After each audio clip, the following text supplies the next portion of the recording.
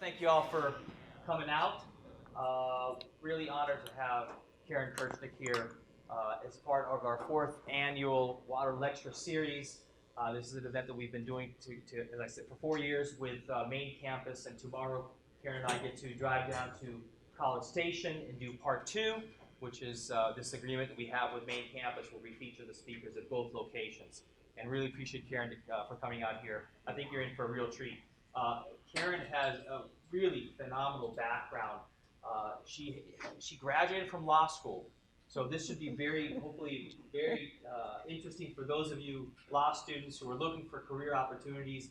She is going to talk about World Wildlife Fund and tell you a little bit about what they do, and maybe you could later ask questions about career opportunities with this organization or one of the other many organizations that she worked with. She is an environmental lawyer by training, and her career has focused on improving policies and procedures related to the environment. She currently directs World Wildlife Fund's work on freshwater policy, but she also supports river conservation projects on 3 continents, and they have, she told me earlier, she can't remember how many projects they have around the world where they're working on river projects, conservation projects, water resources and supply and species and so on. She also works with different partnership environments where she's working with corporations, with governments, foundations, and all sorts of funding agencies or aid agencies to advance freshwater conservation. In addition, she works with international organizations, and she currently serves as the World Wildlife Foundation representative on the board of governors of what's called the World Water Council, which is probably the most significant non-governmental organization dealing with water issues globally. They are very active with the UN and many governments from around the world, and they are responsible for what is known as the World Water Forum. The World Water Forum, the best way to describe it is it's this monster conference of about 20,000 people every 3 years, and the World Water Council organizes that event, and Karin is on the board of governors of that organization. She also works with what's called the U.S. Water Partnership, which is a U.S. Nonprofit initiative working in concert with the government to highlight American know-how and technology and to develop partnerships on water issues around the world. Before joining World Wildlife Fund, Karin worked with the Nature Conservancy, the World Resources Institute, and National Wildlife Federation. So if you want to ask questions about all these other environmental groups, she knows them, she has experience with them. And in addition, she worked with the American Bar Association's Environmental Law Reform Program for the former Soviet Union, where, and if you want to get some good dirt, she worked as Dean Alcon's boss. You are certainly welcome to ask questions about that, but I prefer after the presentation here. But thank you for coming. Really appreciate the opportunity to have you here. Great, thank you. Thanks. That's so funny. Okay, small world it is. Before I start, show with hands, how many of you know about World Wildlife Fund? Okay, all right, fair amount, okay. Because tend to not be as well known in the United States as we are in many parts of the globe. But great to see how many. I'll go a little bit just kind of about who we are before I talk about some of the water issues that we're dealing with. So here we have the title around Achieving Water Security, Building Alliances, which is what I'm going to be focusing on. How do you build alliances around water issues? Because water issues in particular is a very difficult topic, I'll just be honest, having been working in this area for quite a while now, and it's one where you really need alliances. It's not one of those areas where you feel like you can solve all the issues on your own, and so partnerships and alliances are really critical. World Wildlife Fund, here's a little bit of an evolution of our panda. We're obviously most well known for the panda, and actually the panda finally went off the endangered list, and its numbers are increasing, thankfully. We need that for all the other species, especially the aquatic species, because freshwater species are the ones that are really declining in significant numbers. But at least if we have an example of the panda, we can turn things around. We just need to work to make sure that happens. Where our issues come in is in terms of our patterns of life and consumption. We really need 1.6 Earths to support our current living patterns. And as more countries have increased in terms of consumption patterns, not just the US, but many other countries, that will only increase. And we need to figure out how we're going to deal with this issue. Our mission is really around finding how to work across partnerships. We're very partnership focused as an institution, but also very science-based. We have a lot of scientists on staff. I am not one of them.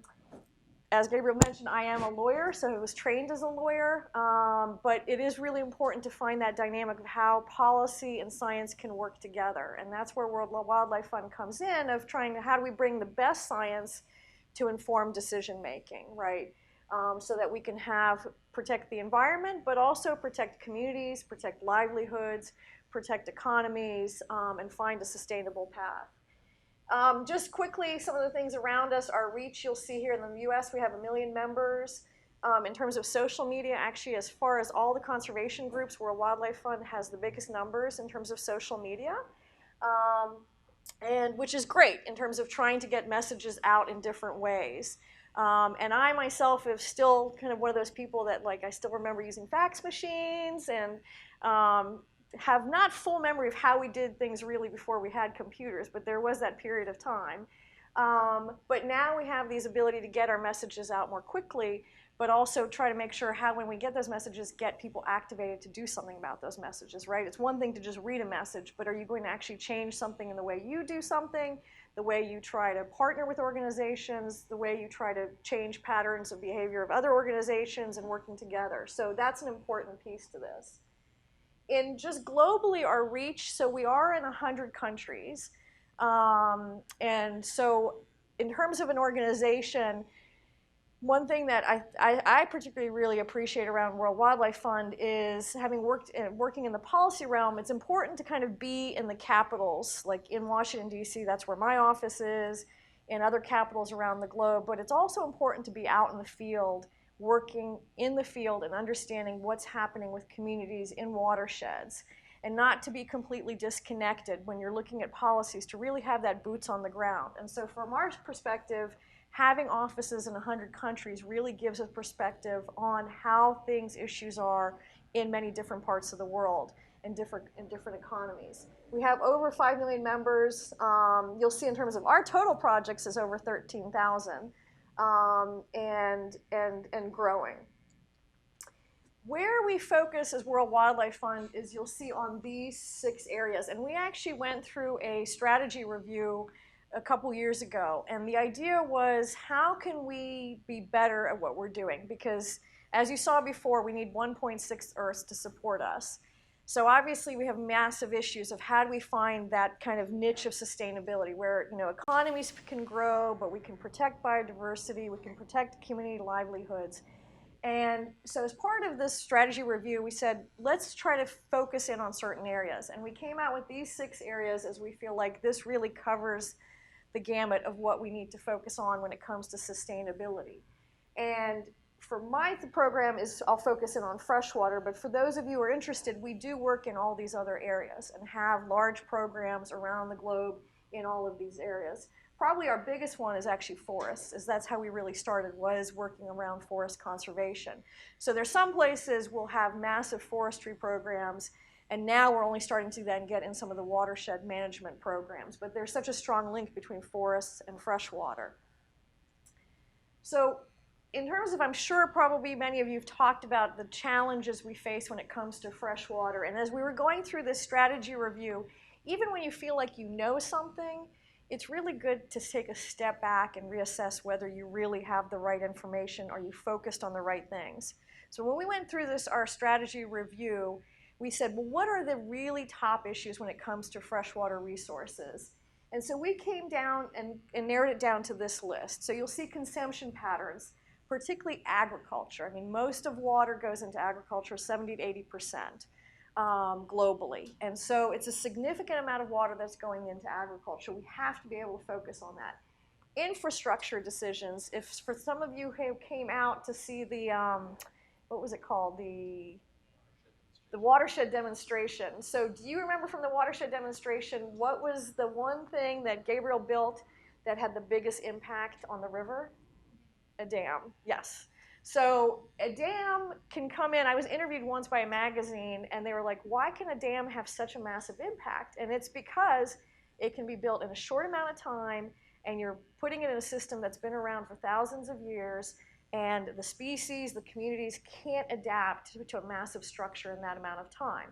So, and it can change species, can wipe out species just by putting in a dam. And it's not to say we are against dams. We actually work a lot with the hydropower community. We've been working with the International Hydropower Association, a lot of hydropower community companies. But the idea is to understand the river systems as a whole and put dams in those places where you're going to have the least impacts, whether that's on biodiversity, on communities, and so forth. So the idea is really pushing for sustainable infrastructure decisions. The lack of transparency, so this is an issue. A lot of times when you think about water, you won't think about transparency. But in many places around the world, a lot of decisions around water are made behind closed doors. And deals are struck, and there's winners and losers. A lot of times the losers are not the ones who are the most powerful in those deal-making processes. And a lot of times the public doesn't even really get a sense of how these deals are even made. And so for us, it was important to focus on how do we deal with improving transparency and accountability. Pollution, also a massive issue for water in terms of water quality, and how do we deal with impacts on communities and biodiversity. And then, of course, climate change impacts. Most impacts of climate change being felt through water, whether that's in droughts, floods, or whatever it may be.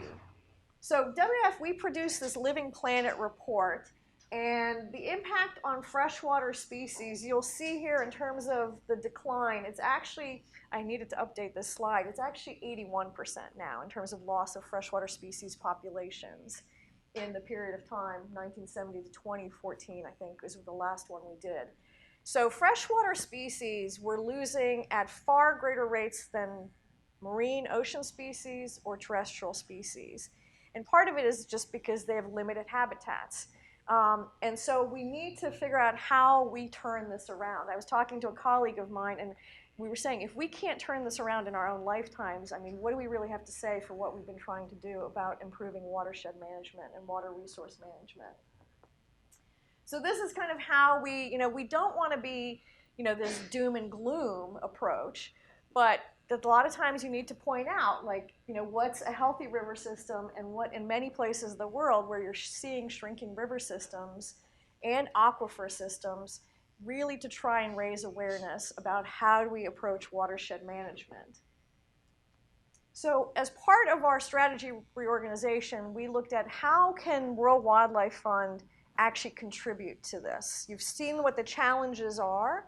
There are a lot of organizations doing a lot of good things, but how can we as WWF help contribute to this issue? So where we defined it is by 2025, we're going to improve or maintain the health of the world's major basins for people and nature. And on the Sustainable Development Goals, how many are familiar with the SDGs?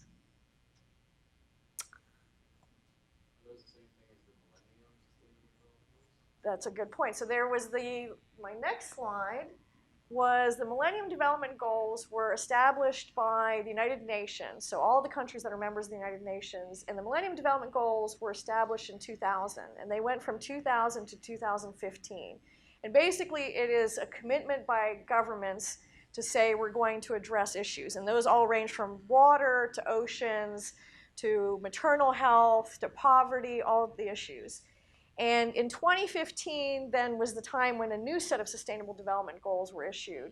And so you'll see this is the Sustainable Development Goals that we have now that basically frame the way that all governments of the world are supposed to be focused. And you'll see here there's 17 goals. So, and they're very clear of no poverty, zero hunger. You'll see reducing inequalities. And then our number 6, which is clean water and sanitation. And really, the difference between the Millennium Development Goals was the Millennium Development Goals only apply to developing countries. The Sustainable Development Goals apply to developing countries and developed countries. So the SDGs actually apply to the United States as much as they apply to any other country in the world. And it's a big difference because the idea is to not just say, you developing countries, you have to deal with your resource issues better. But we as the developed countries, we get a free pass. We'll figure it out, or we're doing pretty well and we don't have to. This was finally acknowledgement of everybody has to be in this if we're going to deal with this 1.6 Earths that we need for us. So one of the things on water, I will just flag for you those on water. In the water community, there was a lot of discussion on whether we would push for a goal that was a standalone, dedicated goal on water. And a lot of times people always say, no, you don't really need that because water cuts through everything. Water is important for poverty. Water is important for women's equality. It's important for forests, everything. You don't need your own goal. And you can just be in every other goal. And we fought really hard as a water community with the idea is that if you're everywhere, you're nowhere, right? And so you don't get the attention that you need. Water is probably one of the most least funded programs in terms of institutions. When you go to a country, a lot of times the government agencies that focus on water are the weakest ones. They're kind of there with the ministries of environment or the agencies of environment. And we see how that is with environmental agencies or water agencies, that they get the biggest cuts, the biggest slashes, when in fact it's really critical. So we pushed hard for it to have its own goal. So let me come back to then in this bigger picture of, we'll set aside the SDGs, but there's a lot of discussion around water security now. And which is a good thing. I mean, how do we build water security for people and for the environment? And you'll see here, I won't read this definition, but this is from UN Water. UN Water is an agency of the United Nations, and this is how they define water security, which is pretty broad. I mean, it includes, in getting people water, includes getting ecosystems water, is really trying to deal with issues in a very cross-cutting way. But then when we try to focus on how we deal with water security, you'll see this. This is from the U.S. Agency for International Development. What do we mean by water security? You'll see national security, human security, water resource securitization, spatial scale, temporal scales. There's a lot of interpretations around water security. And one of the things that we're starting to see is a lot of people, when they mean water security, they're thinking water scarcity, right? And so, I mean, if you think of water security, what do you think of? Right, scarcity is the first thing that comes to most people's mind. But the thing about water is it's not necessarily always a scarcity issue. In some places it can be too much water, especially at the wrong times of the year, right, with huge impacts on agricultural systems, whatever it may be. So the idea is to try to think of these issues in a very broad way, and resiliency is a key point of how do we build resilient systems. I'm not going to go through all of this in detail, but there was an Internet Intelligence Community assessment that was done by the U.S. intelligence community and in 2012. And basically, that intelligence community assessment basically said water is a major issue when it comes to security, but there's not an expectation of really state-on-state massive conflicts of countries really going to war over water. Because how many of you have heard that oil was the big issue, and now the next water, it's going to be water wars? You probably hear that quite a bit. And the intelligence community said, well, it's not really state on state, but there's a lot of sub-state conflicts. Even here, you can look between Texas and its neighbors in terms of how do you manage water. Those conflicts are not maybe country against country, but they're still really important conflicts, and how do we deal with those conflicts to address them before they happen? So our approach is trying to look at these issues from the ecological change. What's happening in terms of droughts or extremes events?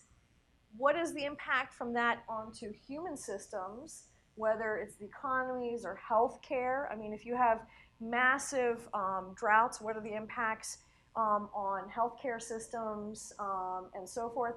Then the impacts on families and communities, and then the impacts on U.S. prosperity and security interests. So all of these things are very interlinked. I'm not going to go also in detail here too, but just looking at the impacts on human systems are there ones that kind of jump out of you? Is there anything they hear that kind of jumps out of you, like this is something that when I think of water security, this is what I'm thinking of? Is there anything they hear that jumps out of you?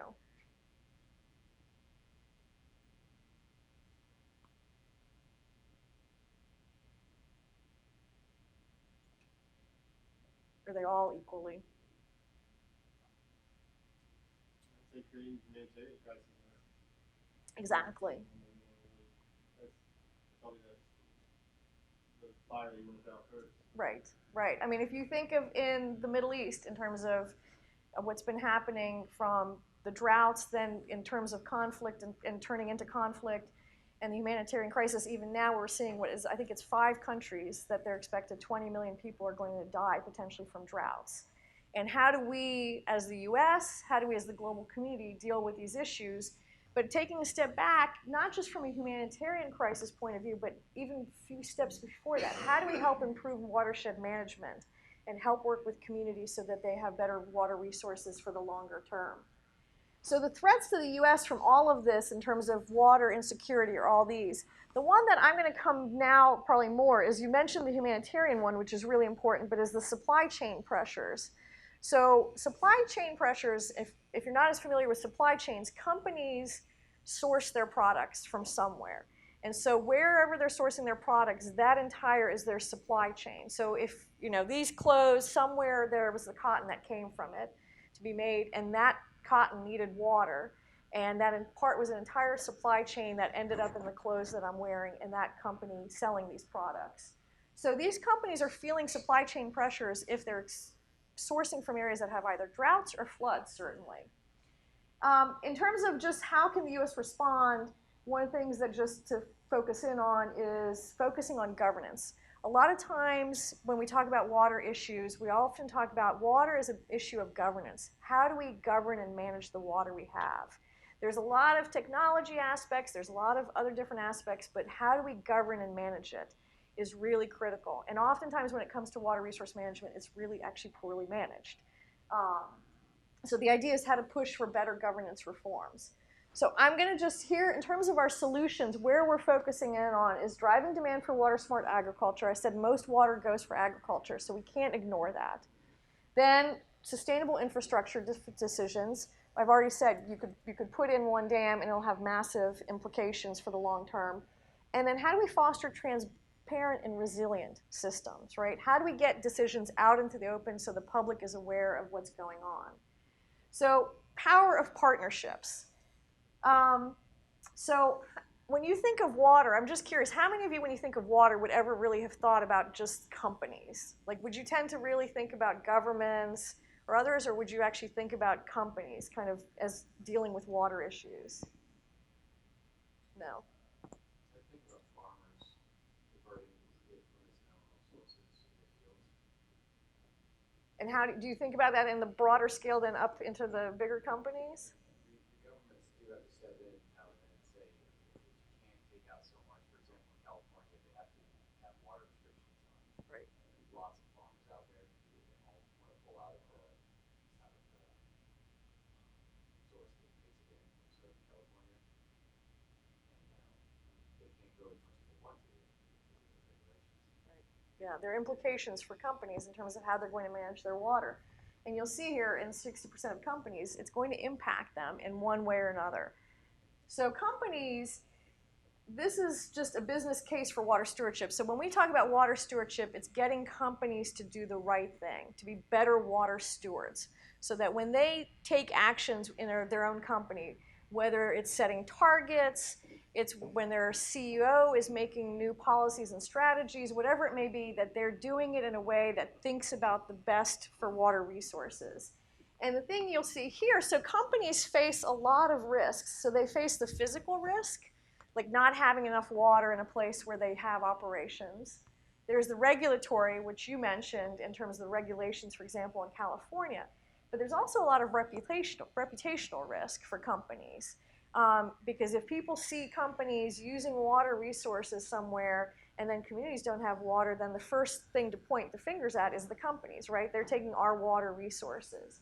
So companies face a lot of different risks, and and they have to deal with how they're going to deal with this across their supply chain. WWF, one of the things that we've developed in terms of how to partner with companies is we call this our stewardship ladder. And so the first idea in working with companies is to build greater awareness. Just get companies to be aware of their water risks. And for the most part, most companies really now are aware of their water risks. They're pretty good in terms of having the know-how that there are issues and how it'll impact them. But then where it comes more is in terms of the knowledge of the impact is on their supply chains. I can't tell you how many companies, if you ask them where they source certain products from, they can't tell you where they're sourcing it from. And it's hard to actually change something if you don't even know where your products are coming from. The idea then is to get companies to take internal action. So do something within the company to change how they manage water resources.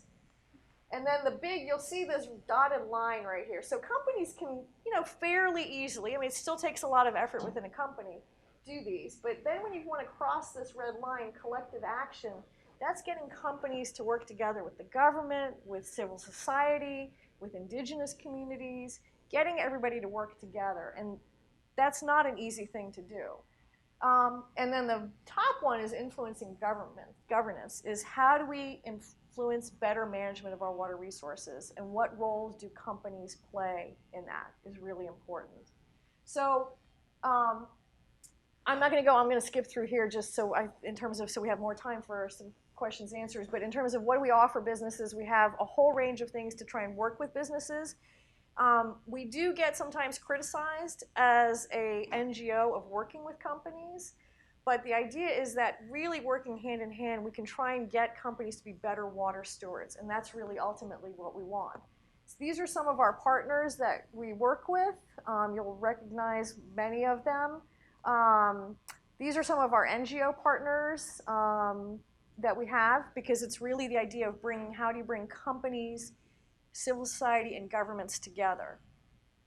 And then how do we do it is by working through a whole different tools that we have to how to actually work with companies. So let me go then. Here we have a partnership. I'm not sure if many of you are familiar. We have a partnership with Coca-Cola. We've had it for 10 years, and we've been working with them all across the globe in terms of helping on that. If you remember that ladder, how do they become better at managing water, but also how do they work in the broader community so that they are better water stewards? That's just one example. We then are working now with all these other companies on their supply chains. Again, it's a tough issue, supply chains. How do you then change the way wherever you're sourcing products from so that they have less impacts on water? And then here, just in terms of 5 key ingredients of ag water stewardship. Ag and water, if any of you are interested in going into the ag and water field, it's really where in the long term we need more know-how. Because most water goes to agriculture. It can be very contentious, as was raised here around the farmers. It's very contentious, but it's the area where we need to find some solutions where everybody can find some reasonable approach to water resource management. You'll see here, these are the 5 kind of ingredients of ag water stewardship. Some of the trends that we're seeing in how companies act. The first one, going beyond the fence line, that's probably the most important. Companies need to go outside of where they have operations so that they can work with the collective community to improve water resource management. Setting more meaningful targets, and then also transparency. Really getting more information out there to the public. If you know what a company is doing or what a government is doing, it gives you that power of that information to do something with it. So what I'm going to go just briefly here is, I've talked about kind of agriculture, collaboration with companies, with communities, civil society. So one of the areas that we've been working on is in the Rio Grande, or Rio Bravo as it's known in Mexico, around water smart agriculture. And how many here have been to see the Rio Grande? Oh, fair amount, okay. What kind of stood out for you when you saw the river?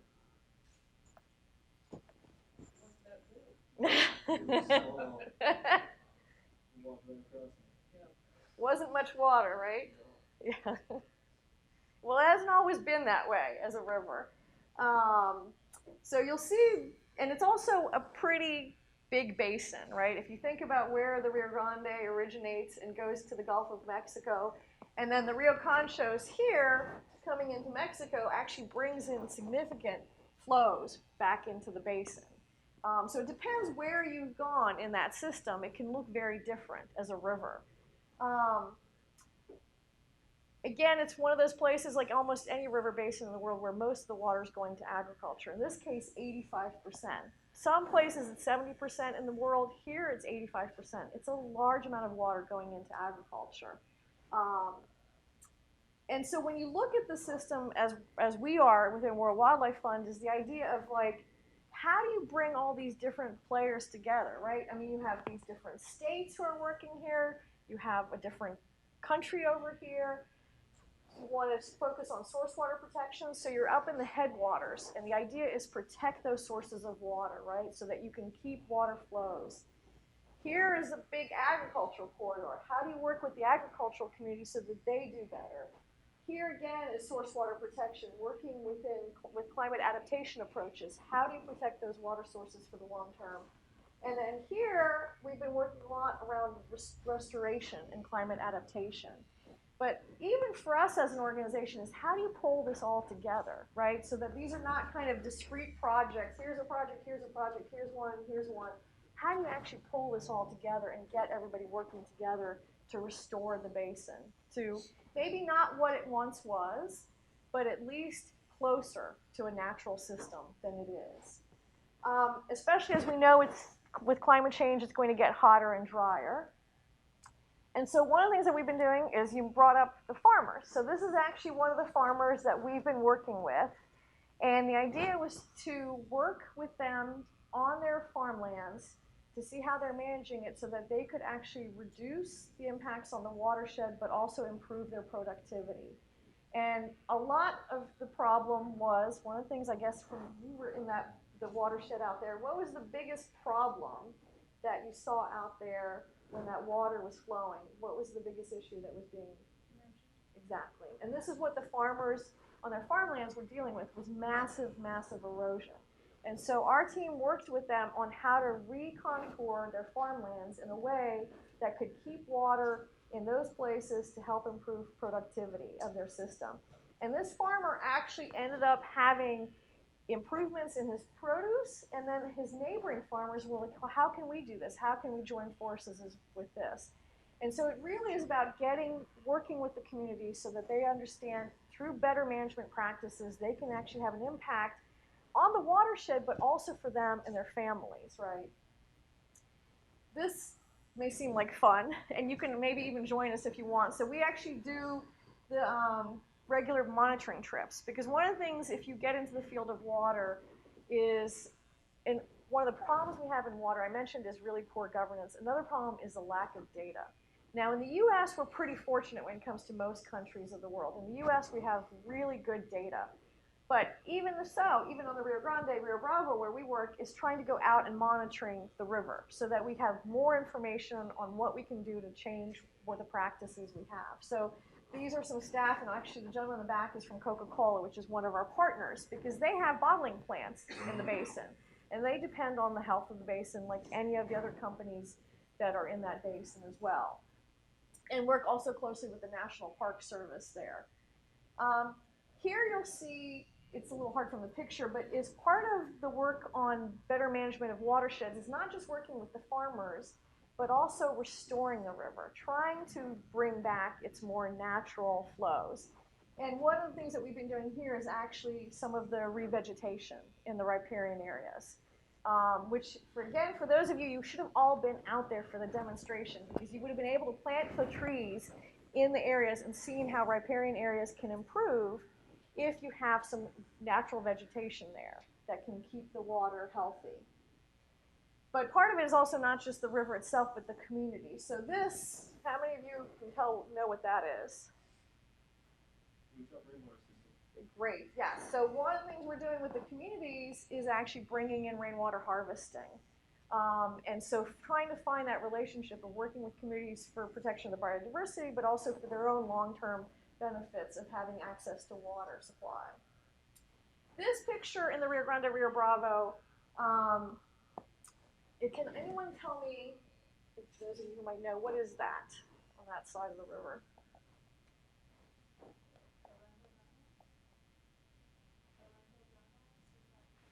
Actually, I'm not the scientific term. Give me.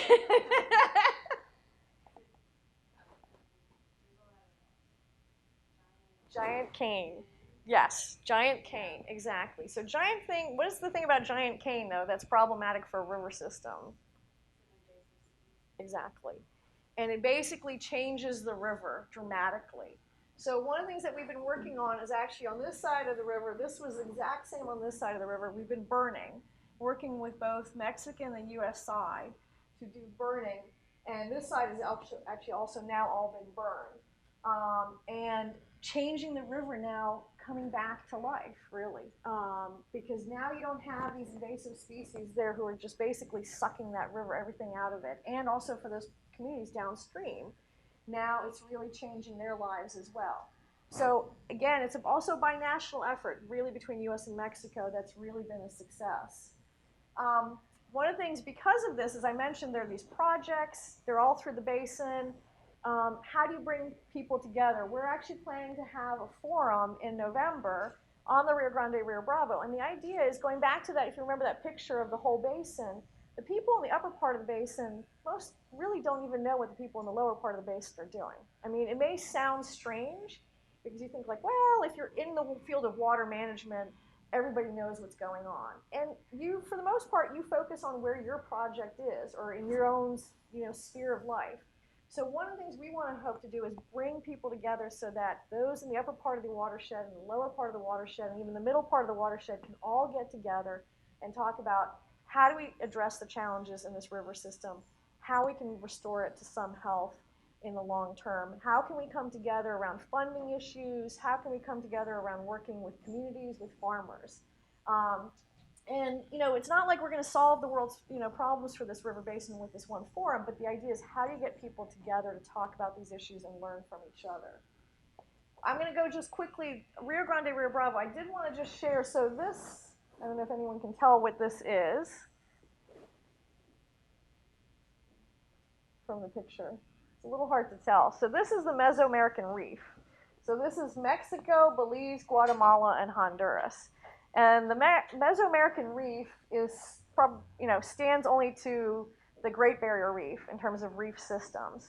And what you have here is you basically have 400 watersheds in this system that are all draining here and impacting on the coastal system, right? And so there's this relationship of how do you create a system of health in the most upper part of the watershed so that you have healthy systems down here.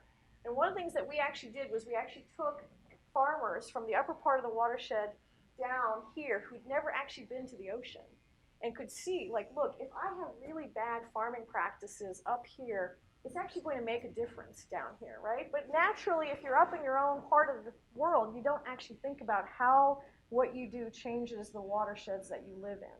So it was really eye-opening to bring them together. This is just to show you our team there of staff so that you can see in organizations like mine, there are people on the ground who are working on these issues every day, how to build healthier watershed management approaches. And in our work in the Mesoamerican Reef, I don't know how many of you heard the term ridge to reef or summit to seas that you have. But the idea is that a lot of times when we look at watersheds, we look at, again, that little piece where we are, right? We don't look at the entire system. And so the idea with ridges to reef is you go from the headwaters all the way down to the coastal system to see how are these areas being managed from the very headwaters in terms of where there might be farming, there might be forestry programs, deforestation going on, whatever it may be, and then down to the commercial agriculture, and then in terms of the coastal habitats. So when you think about it, how do you pull all of this together? And here you'll see, this is the actual up in the headwaters here, and you can see the deforestation going on. And that has impacts downstream from there. This is also some of the work around source water protection. Is how do we protect these parts of the system for the long term? Obviously, people downstream depend on these waters, but how can we put in some protections in place? And it could be through different types of crops, agroforestry programs, but the idea is how to bring all these people so they think about these issues in a very linked way.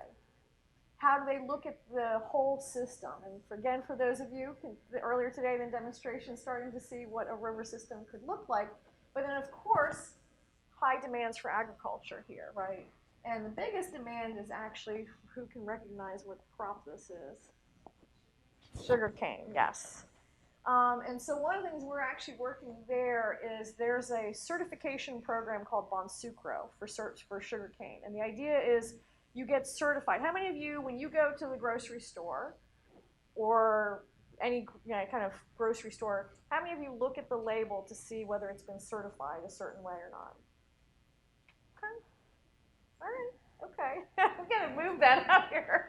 And I'm not saying the sugar cane you get, because you're obviously not buying, big quantities of sugar cane, but the idea is with sugar cane, you can get it either certified or not certified. And so one of the things we've been working with the mills, the sugar mills, is to get them certified so that when they then sell to companies like Coca-Cola or other companies, they can say, you know what, we produce the sugar cane in the most sustainable way possible. And the idea is to promote that so that companies and small farm holders can actually benefit in the long term from this. The power of tools. I know I'm probably close on time. So the power of partnerships, there's also the power of tools, right? When it comes to water resource management, it's how do you get these partners to work together? And then a lot of times it's like, what are the tools to get these partners to work together? I mean, if you think about a river system, how many of you would naturally think, okay, we're going to get a company together, we're going to get that local government together, and we're going to get an NGO together? I mean, how many of you would think like, okay, let's embark on this, let's do this?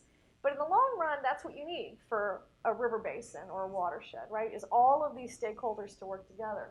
So one of the things that we've now launched on is this idea of basin report cards as an idea to foster transparency in how you make decisions. And so this slide is supposed to be black. So if you had no phone, no computer, no windows in your house, like no way to get information, how would you know to go when you go outside whether there's a blizzard or a rainstorm or it's sunny that day, right? You need some kind of information to tell you how you should act that day, whether it's to put on a raincoat, take an umbrella, put on snowshoes, maybe not here, you don't have to do that, we do that in DC sometime. But you need some information to make a decision, right? And if you have credible information, that's how we can drive better decisions. And so this is an example of a file cabinet, which most people probably, I don't know, we don't keep a lot of information in file cabinets much anymore, but even if you think of still a computer system as a file cabinet, we have information in all sorts of places. But we don't pull it together in a way that we can make decisions from. I actually spent the early part of my career in Slovakia working on the Danube River Basin, and I went from agency, and this is what I encountered was these file cabinets. And I was like, okay, let me get this, let me copy this, let me do this. And I mean, you think about how is anyone supposed to make a good decision when you're trying to pull data like this together? So one of the things in May, I'm not sure many of you have, how many of you have seen or heard of the Chesapeake Bay report card? A few, okay, great. So the Chesapeake Bay came out with a report card that basically identified the health of the basin. And there's an overall grade for the basin, D+, but there's also the different parts of the basin, the sub-basins, that also get grades. And an idea of how is that basin health? So it's like a barometer. It's telling you what is the current situation so that then you can make some decision based on that. I won't have time to go into the steps of how you do report cards, but the key fact in all of this is stakeholder engagement. Getting governments together with the business community, with civil society, together in a room to say, okay, what is the health of the basin? And collectively deciding on that through a process here. Determining the scores and grades is important, but then really the communicating the results. And the communicating the results really comes from the very beginning. And a basin report card looks at all of these indicators. So when you look at a health of a river system, you may think, okay, there's the ecological health, but there's also the other aspect, social and cultural. I mean, These are all aspects of river basin health, right? And if you want a healthy river basin, the idea is to look at all of these aspects. I mean, is there one aspect on this wheel that you would think, okay, let's not worry about that one? Or do you think they're all equally important? I see nodding heads. So I think we're safe to say they're all equally important. Some may be more important than others. I mean, in India, certain rivers, from a cultural perspective, have far more religious value than maybe we would put on river systems, right? So there are some differences. In terms of how you generate this, there's obviously the scientific community, which there's a lot of data, the management community, stakeholder groups, but really it's the public and decision makers. How do you change the way governments make decisions, right? And information is key to that, but it has to be information in a way that people understand. I'll never forget, I was working at the Nature Conservancy, and we were working on, in the Dominican Republic on a project. And we had, I don't remember how many scientists in the room, it was like 40 scientists in the room, and they were all talking about the reproductive health of shrimp in this one bay. And I thought, well, that's great, but how is the government in that bay going to make a decision based on this, right? They have hotels who want to build there, they wanted to build an airport or something, I can't remember all these things. And a government official is not going to be able to read a study of shrimp reproduction, right? I mean, they need something to say, look, we need to preserve this system for these species because it impacts on our economy, right? And you need that kind of information in an understandable way. So we did one in the Orinoco River Basin in Colombia. You'll see there were 10 subbasins for which it was done, and then the overall basin, which got a B-. And the thing about a B- sounds pretty good, but the basin is under a lot of pressure to develop. So the idea is, how can you get this information out there when you're making decisions on a river basin to change those decisions in a positive way? One of the things that we find, how many of you like games? Does everybody like games? So when we talk about river basin health, I'm not sure if everybody in this room is like, God, that's the best thing in the world, right? I can't think of anything better than that, right? And it's, you know, especially if you go deeper in the policy side or the science side, it can sometimes be like, oh boy. So one of the things we thought of is, how can we get this in the hands of people who make decisions in a way that they'll have fun? So we should think about, I can maybe think about with the law school at some point, I didn't think about it for this time, but playing a game. You actually play a game on a river basin, and you create a river basin scorecard through this game. And the key things that we've played this game now in many different places, and the key thing that I keep hearing from everybody is, well, a couple things. One is, boy, in a river basin, there are a lot of trade-off decisions, right? There's some people who win and some people who lose. And how do you make those trade-off decisions? The other thing that I hear a lot is, when the group of people are working together in a table, the scores keep going up, right? But when everybody's in their own little hunkered down in their own little world, like either as a government official or a dam builder or an indigenous community person or whatever it may be, they're hunkered in their own, they're not thinking about the whole health of the system, right? They only think about their little part. And the idea is, as a group, then, once it changes into a group dynamic, then things start changing to improve the health of the basin. And this is the kind of thing, for those of you interested in terms of water resource management, is how do we break that barrier of people not wanting to work together, because it really does take that kind of collective action. I'm going to probably end in just one second. I just wanted to touch upon this because a lot of you may not be familiar that World Wildlife Fund, we've worked on the UN Watercourse Convention and the UNEC Water Convention, the draft articles on the law of transboundary aquifers.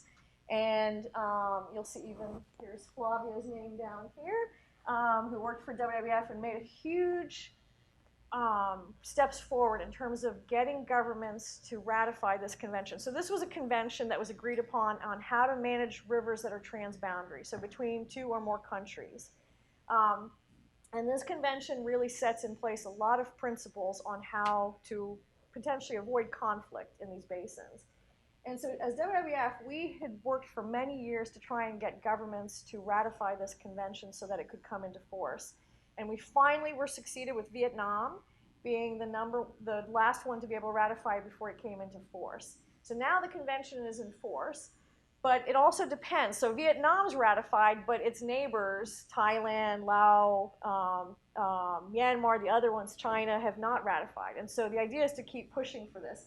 But I just wanted to focus on this in terms of just from a legal perspective, how much transboundary water systems and the kind of the legal management. So everything that I talked about in terms of getting governments, scientists, private sector, indigenous communities, civil society work together, it can be tough.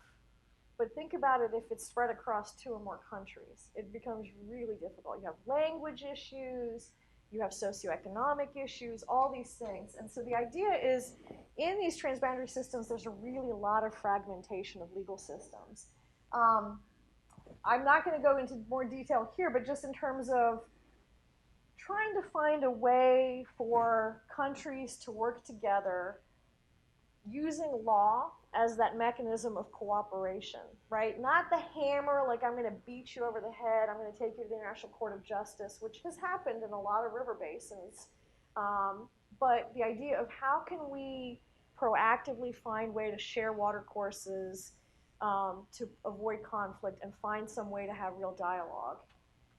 So we find it a really good platform for sharing experiences, good practices, for building capacity.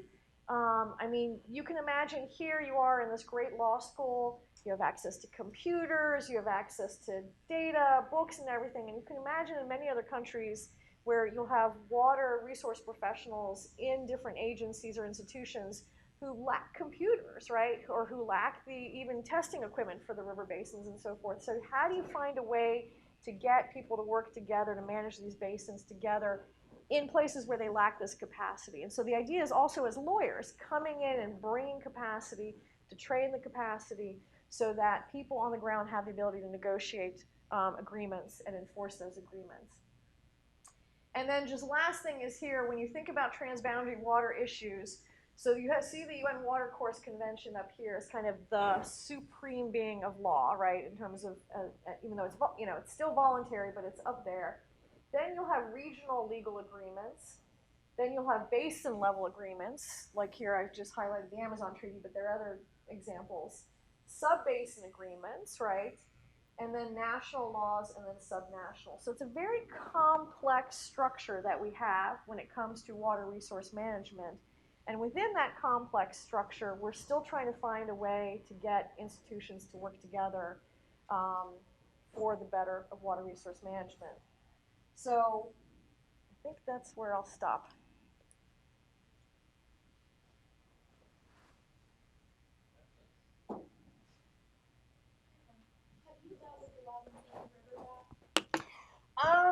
Interesting question. We have not so much because that's very US focused. One of the things that we have done though based on that is we're actually working with a lot of partners to map the world's last free-flowing rivers.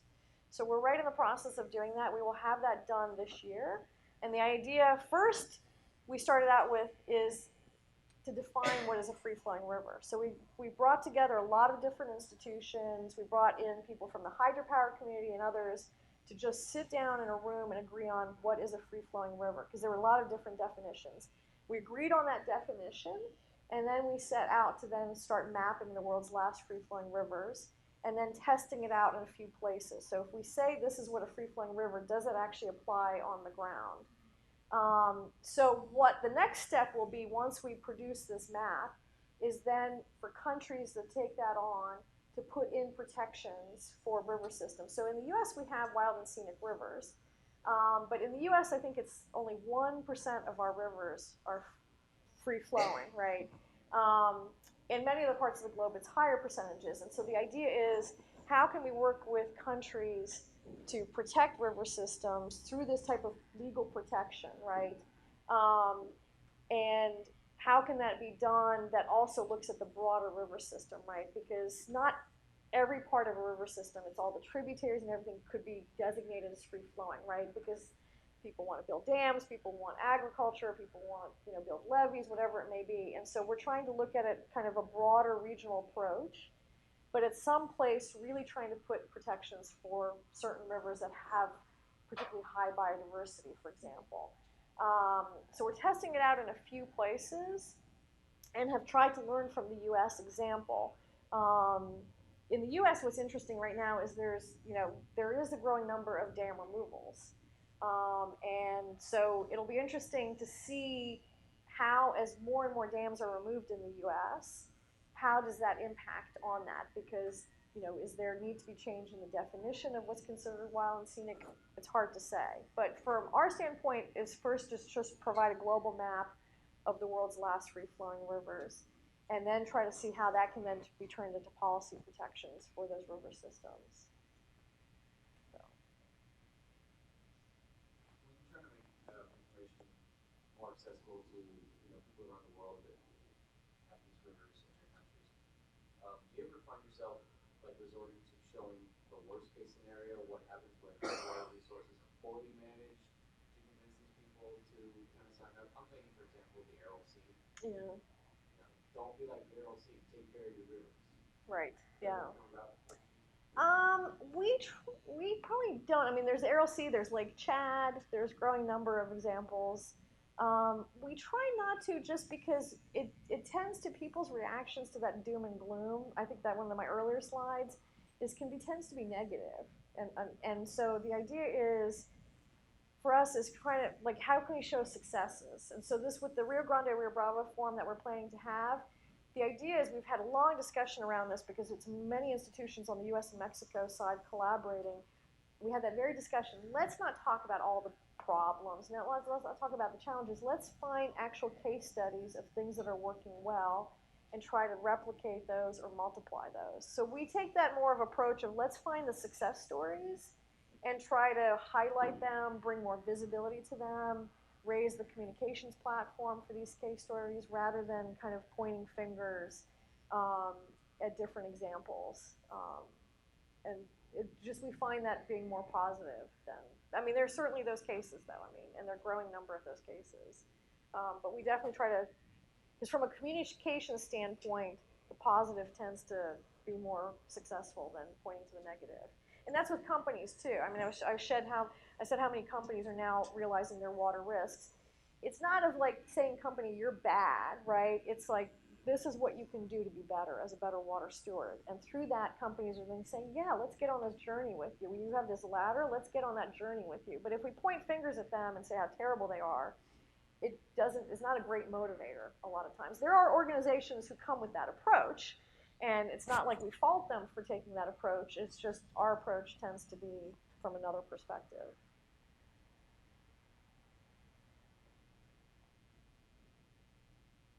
So yeah, kind of going off of that about the Rio Grande system, and talking about it kind of in terms of the fragmentation that you talked about at the very end, like with the international boundary waters and stuff like that. What are some of the specific examples of that system that were successful, and can you use that in other systems going forward? Do you plan to use the Rio Grande specifically when you're dealing with these sort of like trans-boundary rivers and stuff like that?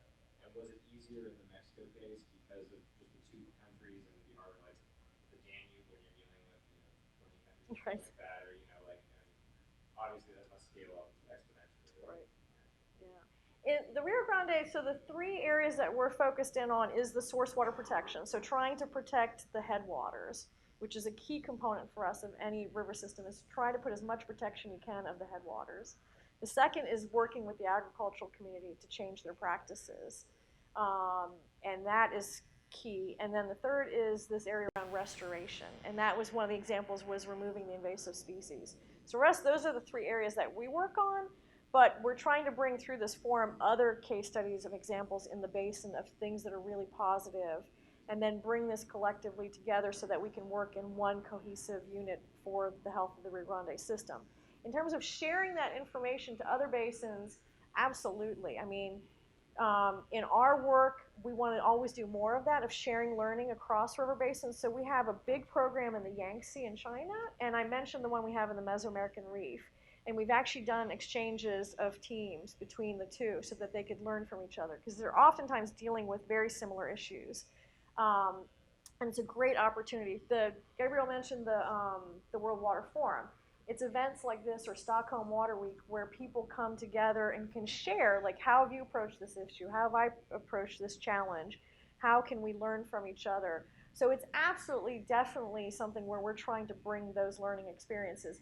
When there are many more countries like the Mekong or the Zambezi or the Amazon, I mean, or the Danube, it does get more complicated. Obviously, the Danube, though less so because they have a water framework directive. So they have a legal instrument that manages water for the European countries that fall, most of the Danube countries fall within the European Framework Directive. So they actually have a common legal instrument that helps them manage the basin.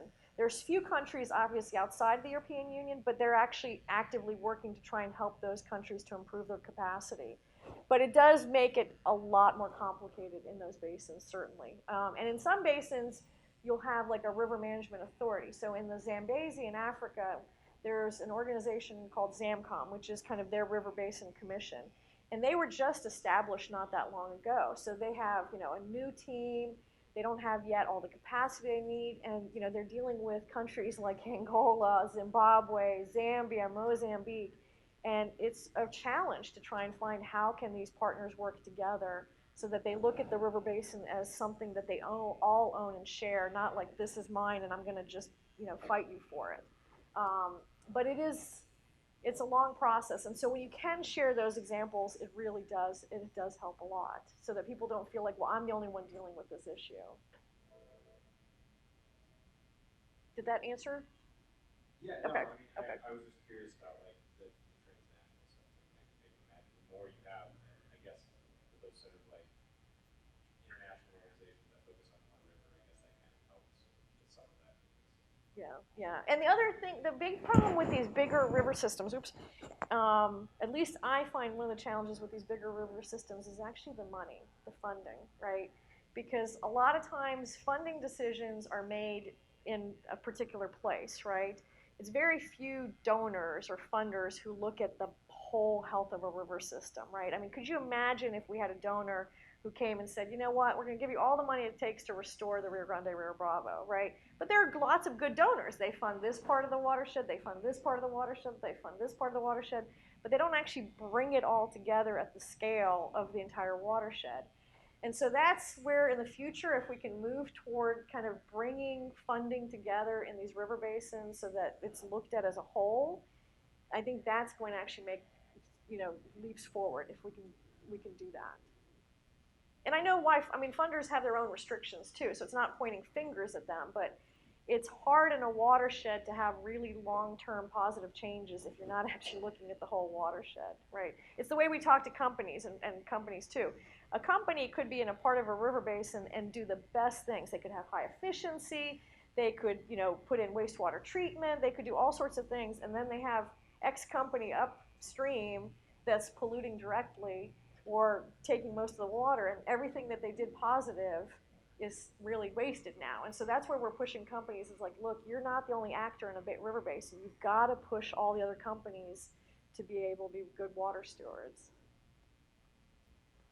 So how does WWF prioritize which freshwater basins to fund or to help rivers? It's a good question. It's a complicated question. It depends on a lot of factors. So, like the one when we did the River Basin Report Card in the Orinoco in Colombia, we actually went through an analysis of which river basin are we going to pick. And one of the reasons we picked there was because there's so little data. If we went to a river basin where there's a lot of data, the challenge is all the other countries in the world would say, well, of course, like if we went with straight one in the US, they're like, well, you guys have so much data in the US, we're not in a similar situation. But in Colombia, they didn't have a lot of data. So we wanted to go somewhere where there was very little data. So we could really test the approach out. Will this approach work with little data? The other is capacity. So WWF have a really strong program in Colombia on water. And so you have a team there that we didn't have to come in and really train. They were all really, really strong. And there also you have the mix of the private sector, the government, and civil society who may not have always worked together, or the indigenous communities. A lot of times there were people who were the first time in a meeting together, but at least they had a general awareness around these are the different actors in a basin. So it usually takes a lot of different factors we take into account. It also can be, in this case it wasn't, but sometimes it can be based on funding too, like where the funding is. It can be other things, like right now we're going to be working actually in Mongolia in a Tool River Basin, because there's going to actually be a development planning process for this river basin. So it's a really perfect time to come in and work with everyone to say, how do you want this river basin to look in the future? So sometimes it's taking advantage of opportunities when they come up and just being opportunistic. So it's not a perfect formula. Yeah, I was kind of wondering what the main obstacles or reasons why there's such limited data on rivers and space. Like, what is the main obstacle? Because it seems like with technology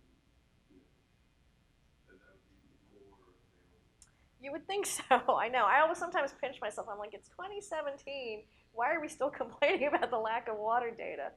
Um, couple There are a few things actually. One is funding, right? It's just not prioritized in terms of funding. And again, this kind of comes where water is in terms of priorities. Water is so complex because it's a very local issue, but it has regional aspects, it has national aspects, international aspects, but it's still very local. And so there's a lot of times not those opportunities to look at the whole watershed and bring in different political interests together.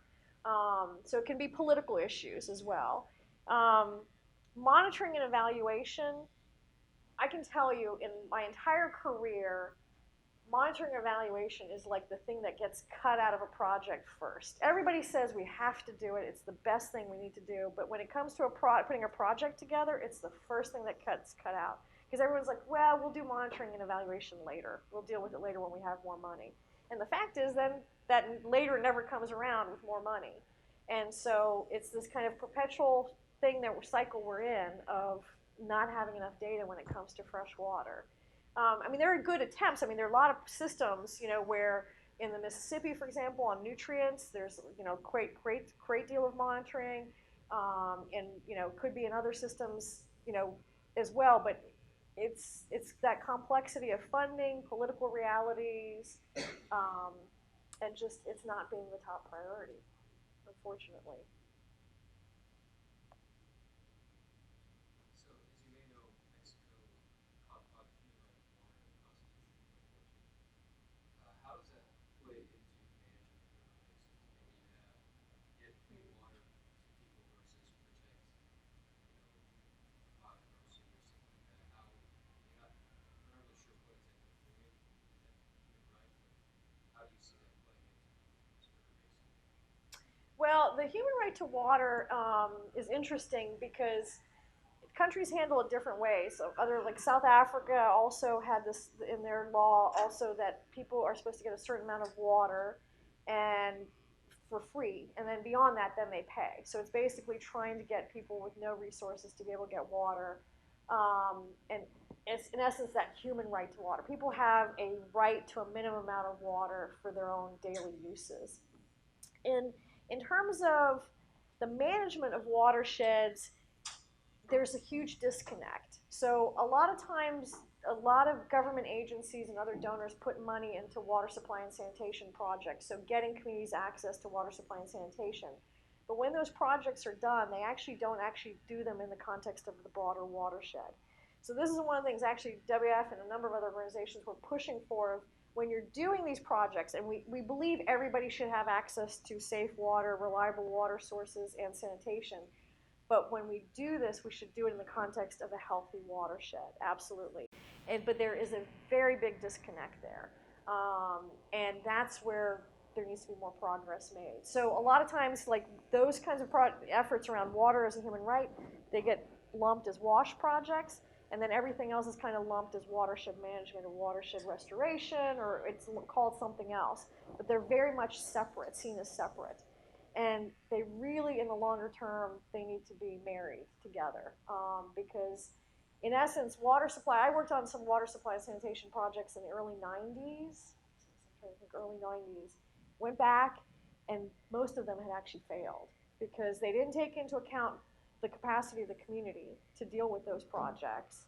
And they also didn't take into account issues around climate change, changes in water availability, and so forth. And so it's, again, we keep things always on these parallel tracks, and we really need to move them together. So a simple answer is it doesn't actually impact much because it's not being dealt with in a way of kind of this holistic water resource management. Um, but hopefully in the longer term it will be. Now, the thing that Mexico is doing is they have this work called water reserves, which their water management agency, Conagua, is in the lead on. And the idea is to look at how water is allocated in river basins to make sure that there is water for people and also for the environment. Because one of the challenges we find when it comes to water resources, water for the environment is always considered as like, that's that last thing we'll get to, right? And part of it is having water for the environment also means having water for the people. And so they have this really innovative effort, and WF has actually been in part of this, supporting Conagua, to really put in water allocation schemes in river basins so that there is enough water for the environment.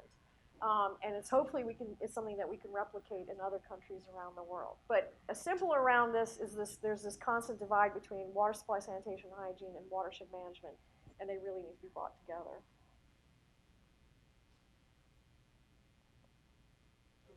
Somebody else has some questions, I'll throw one out that I think a number of you might have. Um, so I'm glad you mentioned Flavia on there because she hired three of my Yes, that's why I mentioned her. And by the way, networking is really key because you never know when one of these students you're going to talk to on the phone a couple days ago, Amanda. That's true. Yeah. So she's now with International Wildlife Federation. Mm-hmm. Right. So that's one of the three students.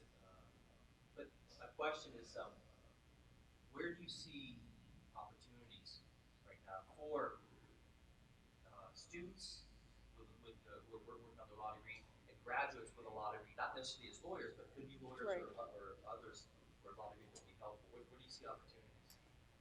It's actually a lot of opportunities. I mean, compared to when I graduated from law school, it's amazing. I mean, in terms of just the broadest range of, I mean, one is the private sector. I mean, it's one people wouldn't necessarily think of, but companies are dealing with sustainability issues. It's like there's no company that isn't dealing with sustainability issues in some way or another. And having a law degree, and from my perspective, gives you a way of thinking that is really unique and really positive. And I think it's something to just think about in the private sector because every kind of company in the world is dealing with these issues. The other is, of course, civil society organizations like my own. I mean, there is, in any country of the world, there's a whole range of civil society organizations. And the opportunities in terms of trying to work, whether it's on policy reforms, whether it's kind of more of these kind of institutional dialogues, like how do you get these institutions working together? It's a great skill set for lawyers of how do you get these institutions working together. Another is also thinking about is like the multilateral financial agencies. So like the World Bank, the Inter-American Development Bank, the Asian Development Bank.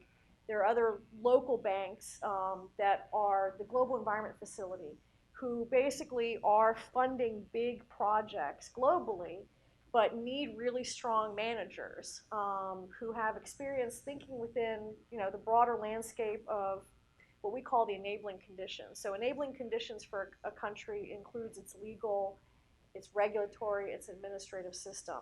And so it's a great way to bring a legal background in terms of looking at kind of a broad scale projects by these different financial institutions. There is obviously the government too, where there's of course always needed capacity, whether that's local government or national government. The other thing I will give a push for is going and working internationally and going and work overseas. This woman that I know, she wrote this book called Getting Ahead by Going Abroad. And as soon as I graduated from law school, I went and worked overseas. And it just gives you such a different perspective on things. It's nothing that you can ever get by reading a book or watching, something on TV or just living through another system and dealing with the dynamics And that could be through a company, it could be through a World Bank type of institution, it could be working through an NGO. I mean, even like us, we have 100 country offices. There are others who have many different, there are humanitarian groups out there. So the opportunities are really endless. It's the thing to do is to think creatively, right? I mean, when we graduate from law school, we're always like, I'm going to be a lawyer and I'm going to work in a law firm. And I actually did work with a law firm, and it was a great experience. I loved it. But I'm just more, I love policy, right? And particularly this issue around how to get institutions to work together where they're usually can be very contentious. And how do you get them to sit them in a room? It's almost like mediation, right? Getting a company to sit together with a government or an NGO or an indigenous community is kind of using mediation, arbitration skill set or dispute resolution skill sets, but you're not thinking of it as traditional kind of like legal system, right? So I think that the opportunities are really endless, to be honest, now and into the future. But think about the going abroad, because a lot of times people don't think about that, but I find when you go abroad, it can add years to your resume just by having that experience. How many countries have you been to in the last month? Don't ask me. Don't ask me. One of the coolest jobs. My family doesn't always think so. It was just going to be about the projects, like the rainwater harvesting and the farmers. Are those projects, like, do you have a lot of those, and where does the funding come from? Do you split with the state? Do you split with other, like, local programs to provide that? Well, in that example, actually, some of the support actually came from Coca-Cola through our partnership with them, because they have an interest in watershed management because they have their bottling system, but they also have the agricultural system where they source their products from. So there, quite a bit, it was actually from Coca-Cola and working with them hand in hand, right? It's because when you work with donors, like companies, for example, there's things we call corporate social responsibility, where they kind of just give you a check and, I'll see you sometime to write a report about it. The work that we try to do with companies is actually work hand in hand with them, to see the bottling plants, work with the farmers that source to their products, work with the communities that are relying on the same watershed. So in that case, it was some of that, but it was also from some of the different government agencies that provided support. So we pull resources together.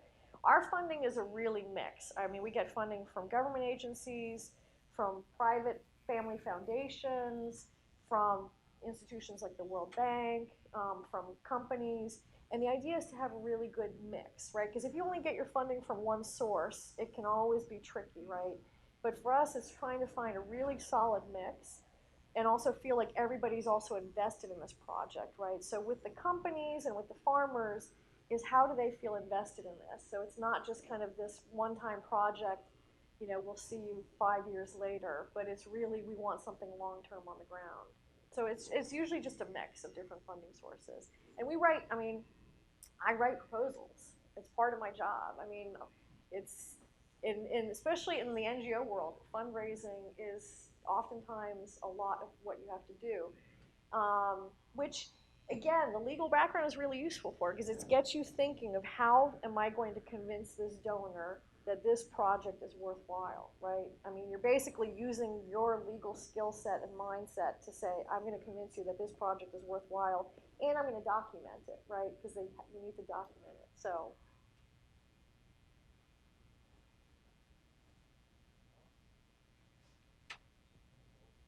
Oh, I think I have one more. I can ask you that. Okay. Sure. Well, I was just curious about about gray water systems and like how you use those in your projects, or if you don't use those, or how you deal with them, I guess. It's an area for us to evolve into. I have to say, it's not an area that we have probably worked a lot on. There are a lot of organizations that we try to partner with that are probably are much stronger when it comes to gray water. So I would say it's an evolving area for us. Part of it is with each organization is also just trying to find what your niche of expertise is. And that hasn't really been our niche of expertise. And so when we come into projects where we feel like that's an important part of the project, then it's trying to find that partner who can bring in that expertise. Because one of the things that we get pushed all the time is not trying doing everything, right? Because if you try to do everything, it's hard to find the money to do it. It's hard to try to manage it and say, okay, this is what we do, and then we'll find other partners who can bring in that expertise. So it really comes down to partnerships. But please join me in thanking Karin for being here. Oh, thank you.